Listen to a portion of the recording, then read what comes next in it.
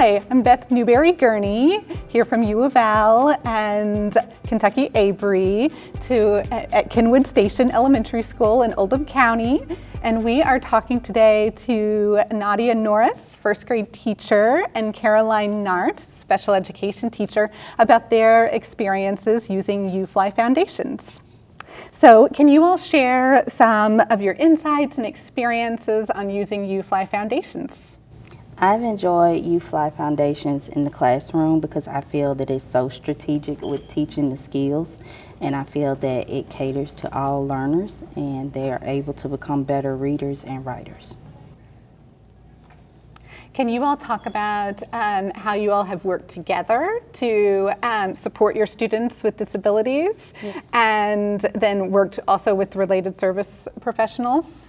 Yeah, so I think UFLI is a great platform to be able to use with when I push in to co-teach with Nadia, as well as pulling children for resource time in my room.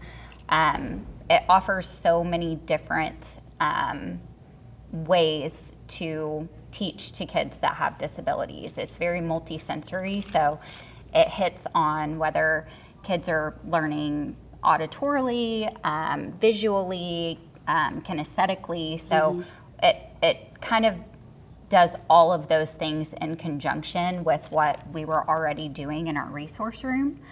And so when I go into the room with Miss Norris, she is working on, she may be working on some of the new skills, but then I can come in behind her and reiterate some of those foundational things that maybe some of our kids have deficits in.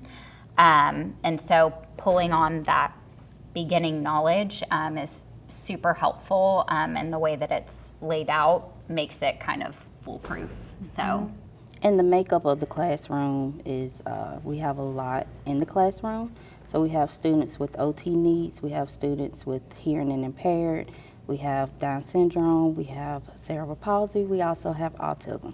So therefore, when OT specialists or hearing and impaired teachers or anyone else is pushing into the classroom for the lesson, I feel that they are able to easily follow the lesson with us while we go through it. Yeah, that's great. And what has progress looked like for all of your students and then for your students with disabilities? Yeah. Well, I feel that we have to be more patient and take our time with our students who have the disabilities, and basically honing in on the sounds, where's the tongue placement, and actually feeling the air as it comes out and tapping out the phonemes. I feel that it's that part that is able to help them connect the phonemes to make graphemes.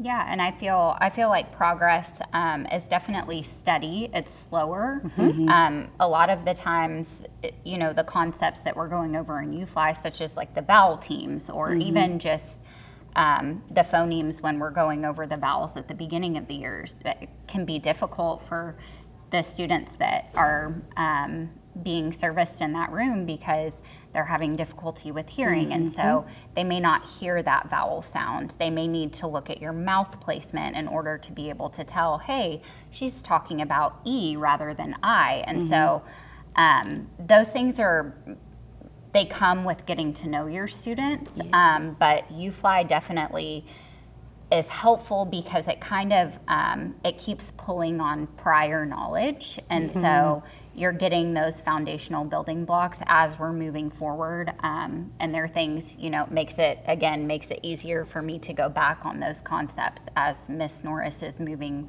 forward, maybe at like a tier 1 instruction pace. So yeah. Great. And can you describe any challenges that you all have faced when implementing UFLI foundations? Yes.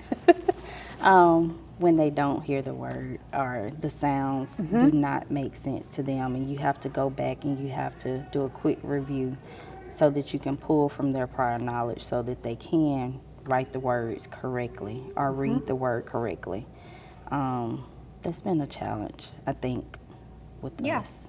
Yeah, and I think that from the special education perspective, a lot of times in special education disabilities, you're dealing with kids that have a very rigid way of thinking. And so when you introduce a certain rule that is supposed to sound like this, and then as you know in the English language, there's so many exceptions and then rules that just don't make any sense. They continue to go back and say, but you said that this was supposed to say this every single time. And so having to explain that, like, nope, this is just one of those tricky words, that can be a challenge sometimes because they're very set on this is what was taught, and so that's what's going to continue. And so that comes with also knowing them and knowing their personalities and how to go about teaching that when it comes up.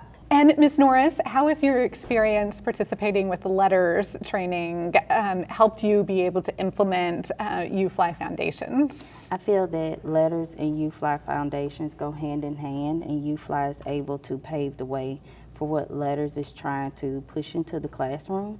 So I feel that UFLI is a great implementation for phonics as well as fluency and writing and reading. So many things. Yes. Well, thank you all so much for talking to us today. Thank you.